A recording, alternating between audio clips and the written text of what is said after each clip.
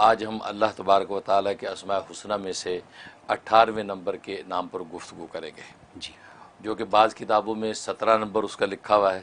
انہوں نے لفظ اللہ کو کاؤنٹ نہیں کیا تو رحمان سے نمبر 1 شروع کیا، لیکن ہم نے چونکہ اللہ کو بھی کاؤنٹ کیا تھا تو ہمارا جو ہے یہ آج کا جو ہے نام یہ 18واں نمبر بنتا ہے 18. اور یہ ہے الرزاق. الرزاق بہت بابرکت نام ہے، سارے رزق کے خزانے اس نام کی جو ہے تجلی ہیں. اور رزاق کا معنی بہت زیادہ رزق دینے والا، بہت زیادہ روزی دینے والا. اور یہ نام جو قرآن کریم میں 5 مرتبہ اللہ تبارک و تعالی نے مختلف آیات میں دہرایا ہے، اور اس کے عدد جو ہے وہ 308 بنتے ہیں، 308. اور اس کا مفرد عدد بنتا ہے 11، کہ 3 اور 8 جو ہے وہ 11 بنتے ہی اس کا مفرد عدد ہے.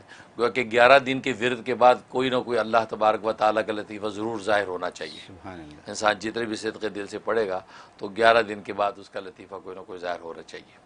تو یہ بابرکت نام ہے. اور اصطلاحی معنی میں اس رزاق کا معنی وہ ذات جس نے ہر جاندار کی، ہر مخلوق کی روزی اپنی ذمے لے رکھی ہے.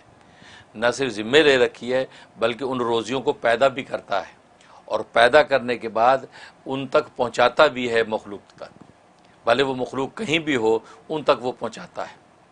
اور قرآن کریم میں اس چیز کا اظہار کر دیا کہ وما من دابۃ فی الارض الا علی اللہ رزقها، کہ روئے زمین پر کوئی بھی چوپایا چلنے والا جاندار ایسا نہیں ہے کہ مگر اس کا رزق اللہ کے ذمے ہے. وَيَعْلَمُ مُسْتَقَرَّهَا وَمُسْتَوْدَاهَا، اور اللہ تبارک و تعالیٰ اس مخلوق کے مستقل ٹھکانے کو بھی جانتا ہے اور اس کے عارضی ٹھکانے کو بھی جانتا ہے. سبحان اللہ. یعنی اس میں اس بات کا اشارہ ہے کہ دنیا کے اندر اگر آپ اپنا ٹھکانہ بدلیں تو متعلقہ اداروں کو اطلاع کرنی پڑتی ہے کہ جی ہمارا ایڈریس چینج ہو گیا ہے، اب ہمارا چیک وہاں بھیجیں، جی، ہے نا. تو نہ کرے تو وہ جو آپ کا چیک ادھر ادھر ہو جائے گا. اللہ فرماتے آپ کو ہمیں کہنے کی ضرورت نہیں ہے. آپ جہاں مستقل رہتے وہ بھی ہمیں پتہ ہے، عارضی طور پہ کہیں ٹھکانہ آپ کرتے ہیں وہ بھی ہمیں پتہ ہے. آپ کا رزق وہیں پہنچے گا، لہذا پہنچتا ہے. انسان مسافر ہو تو پہنچتا ہے، گھر میں مقیم ہے تو بھی پہنچتا ہے. بلکہ اس پر جو حضرت موسیٰ علیہ السلام کا واقعہ بڑا دلچسپ آتا ہے کہ حضرت موسیٰ علیہ السلام کو اللہ تبارک و تعالی نے جب کوہ طور پہ تجلی دکھائی اور آپ نے یہ سمجھا کہ آگ ہے، اور اپنے اہلیہ جو ہے وہ درد ذیل میں تھیں، تو آگ لینے کے لیے وہاں گئے تو پتہ چلا وہاں تو رب کریم کی تجلی تھی. تو اللہ تبارک و تعالی سے ان کی گفتگو ہوئی، کلام ہوا اور وحی نازل ہوئی، اور ساتھ ہی حکم ہوا کہ فرعون کے پاس جاؤ دعوت حق دینے کے لیے. اب یہ دل میں سوچنے لگے کہ اہل خانہ کا کیا ہوگا، ان کا خیال کون کرے گا، پیچھے جو بھی میرے ساتھ میرے کفایت میں لوگ ہیں ان کے رزق روٹی کا کیا بنے گا. تو یہ خیال آیا تو اللہ تبارک و تعالی نے فرمایا کہ موسیٰ یہ سامنے جو پتھر ہے اس پتھر کے اوپر جو اپنی لاٹھی ماری، وہ پتھر ٹوٹا، ان میں سے ایک اور پتھر نکلا. فرمایا اس دوسرے پتھر پہ لاٹھی مار، وہ ٹوٹا، اس میں سے ایک اور پتھر نکلا. فرمایا تیسرے پتھر پہ پھر مارا تو ٹوٹا، اس میں سے ایک چھوٹا سا کیڑا جس کے منہ میں سبز پتا ہے، وہ غذا ہے، وہ کھا رہا ہے، اور یہ ترانہ پڑھ رہا ہے کہ سبحان من یرانی و یعلم مکانی، کہ پاک ہے وہ ذات کہ جو مجھے دیکھ رہی ہے اور میرے اس ٹھکانے کو بھی جانتی ہے، وہ یسمع کلامی، اور میرے کلام کو بھی سنتی ہے، وہ یذکرنی ولا ینسانی، اور مجھے یہاں پر بھی یاد رکھے ہوئے ہے کہ مجھے رزق پہنچا رہی ہے اور مجھے بھولی نہیں ہے. سبحان اللہ. تو اللہ تبارک و تعالیٰ فرمایا موسیٰ میں اس کیڑے کو یہاں خوراک پہنچا سکتا ہوں تو تیرے اہل خانہ کا میں کفیل نہیں ہو سکتا. تم پریشان نہ ہو، تو میرے کام میں لگ، میں تیرے کام میں لگوں گا. تو مطلب یہ اللہ تبارک و تعالیٰ کے رازقیت کا عالم ہے کہ جہاں بھی ہوتا ہے اسی جگہ رزق پہنچاتا ہے. اس لیے علماء نے لکھا ہے کہ رزق کی 2 قسمیں ہیں، ایک رزق خاص ہے، ایک رزق عام ہے. رزق خاص کا مطلب یہ ہے کہ وہ رزق کہ جس کا تعلق ایمان و یقین کے ساتھ ہے، کہ اللہ تبارک و تعالی ایمان و یقین کا جو رزق، دلوں کا جو رزق عطا کرتے ہیں اور رزق حلال کی دولت سے جو منور کرتے ہیں، یہ رزق خاص ہے. اور ایک رزق عام ہے کہ جو دنیا اور سامانوں کا جو رزق ہے یہ اللہ تبارک و تعالی بلا تفریق کافر مومن سب کو عطا کرتے ہیں.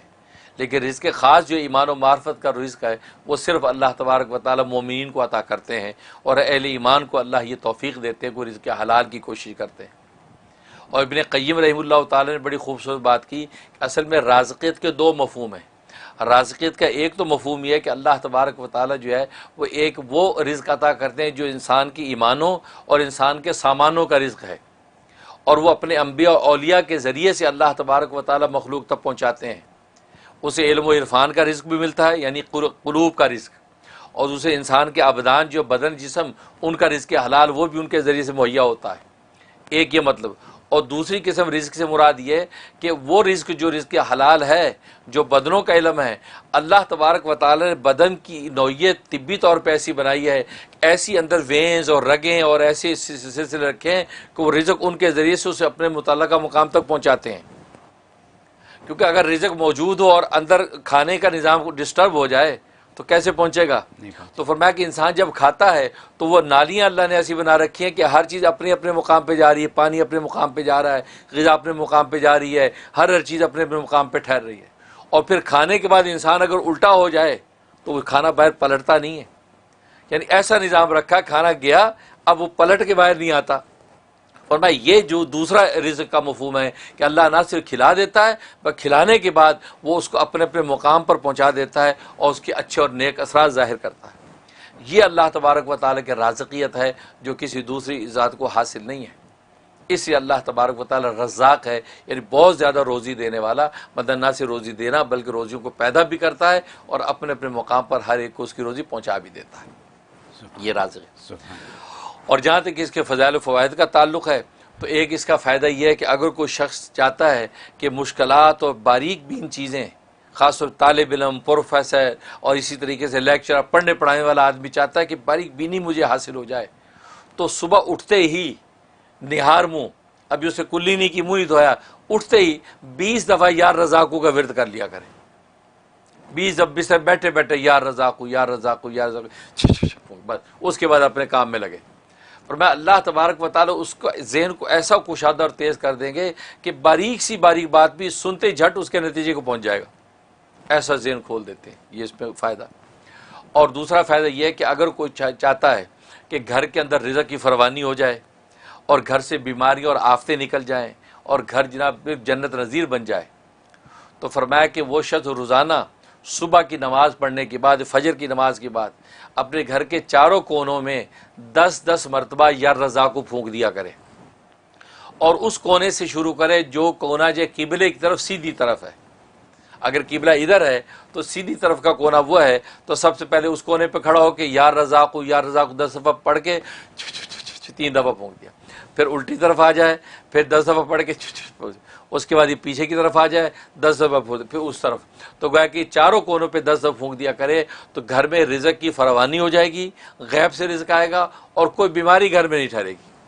ایسا زبردست فائدہ ہے۔ واہ سبحان اللہ۔ اور تیسرا فائدہ اس کا یہ کہ اگر کوئی چاہتا ہے میں دولت مند ہو جاؤں، مال و دولت ہاتم تائی بنوں، بانٹوں بھی اور اللہ عطا بھی کرے، تو فرمایا کہ وہ شخص جو ہے فجر کی سنت اور فرض کے درمیان 550 مرتبہ 550 ٹائم جو ہے یا رضا کو ورد کرے۔ اولا سے 11 مرتبہ درود ابراہیمی پڑھ لے، اور یہ کرنے کے بعد اب یہ فرض نماز اپنی فجر کی ادا کرے۔ فرمایا کہ جناب ایسا اللہ غیب سے اس کے انتظامات کریں گے، قرضے اتریں گے اور وہ دولت مند ہو جائے گا، مالدار ہو جائے گا۔ یہ اس میں زبردست فائدہ۔ اور ایک اس کا فائدہ یہ ہے کہ اگر کوئی چاہتا ہے کہ میں جس سے ملاقات کرنے جا رہا ہوں وہ میری جو حاجت و ضرورت ہے وہ اس سے پوری ہو جائے، اس کے دل میں اللہ ڈال دے کہ وہ میرا یہ کام کر دے، فرمایا کہ جب اس کے پاس پہنچے تو 17 مرتبہ 17 ٹائم یا رضا کو پڑھ کے اور اس کے اپنی درخواست پیش کر دے تو اللہ تبارک و تعالی اس کے ذریعے سے اس کی ضرورت پوری کر دیں گے اور کسی قسم کی کوئی رکاوٹ نہیں آئے گی۔ اور ایک فائدہ یہ ہے کہ اگر جو ہے یہ چاہتا ہے کہ اللہ تبارک و تعالیٰ کیا کوئی خاص مقام اور قرب مجھے حاصل ہو جائے، ظاہر ہر بندے کی خواہش ہوتی ہے، تو فرمایا تنہائی میں بیٹھ کے، وہاں نہ کوئی بچہ ہو نہ کوئی بڑا ہو، اکیلے تنہائی میں بیٹھ کے 1000 مرتبہ پوری یکسوئی کے ساتھ یا رضاقو کا ورد کرے اور اللہ سے مقام خاص مانگ لے۔ فرمایا کہ ابھی ایک چلہ پورا نہیں ہوگا تو اللہ تبارک و تعالیٰ اپنا خاص قرب اس کو عطا کر دیں گے اور وہ محسوس کرے گا۔ یہ زبردست فائدہ۔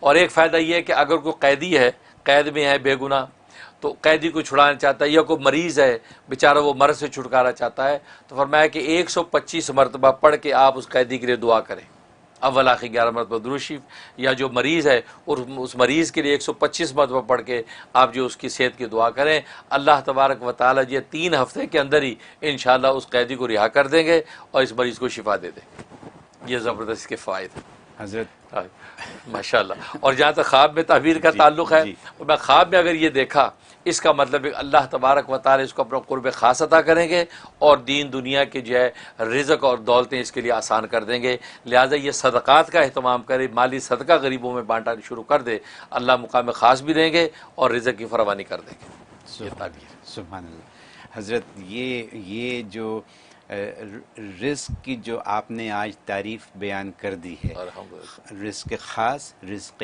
عام، اور اس کے علاوہ جو آپ نے اتنی ایکسپلینیشن دے دی ہے، یہ پہلے نہیں سنی کسی، میں نے نہیں سنی، اور مجھے یقین ہے کہ ہمارے دیکھنے والوں میں سے بہتوں نے اس کو نہیں سنا، نہ اس کو سمجھا۔ آج جو یا رزاقوں کے اوپر جو بات ہو گئی ہے، اگر ہم اس کو اپنا لیں واقعی تو ہمارا تو بیڑا پار ہے، سب مسئلے حل۔ یہ اگر میں انگریزی میں کہہ دوں کہ آج آپ نے $1 ملین سولوشن دے دیا، صحیح بات ہے۔ کیونکہ اگر فجر کے وضو سے پہلے 20 دفعہ پڑھ لیں، کتنے 2 سیکنڈ لگتے ہیں، 2 سیکنڈ، ٹھیک ہے، وہ پڑھ لیں، پھر اس کے بعد سنتوں اور فرض کے درمیان 550 دفعہ پڑھ لیں، ٹھیک ہے، اور پھر اپنے گھر کے چاروں کونوں میں اگر آپ پڑھ کے پھونک مار 10 مرتبہ، 10 دفعہ، کیا دیر لگتی ہے، ٹھیک ہے۔ تو یعنی یہ ساری آپ کی جو برکتیں ہیں وہ آپ نے اکٹھی کر لیں، جا نماز پہ بیٹھے ہو سکتی ہیں ساری، ٹھیک ہے، اور اس کے بعد پھر مریضوں کے لیے بھی ہو گیا، دولت کے لیے بھی ہو گیا، اور قرب اللہ اس کے لیے بھی ہو گیا، تو اور کیا کرنا ہے ہمیں، اور کیا چاہیے ہمیں، تو سب کچھ تو ہو گیا۔ یہ اتنی باتیں اور اتنی قیمتی باتیں، سبحان اللہ، سبحان اللہ۔ مجھے یقین ہے کہ دیکھنے والے اس سے بہت فائدہ اٹھائیں گے، میں بھی اٹھاؤں گا، آپ سب بھی اٹھائیے گا۔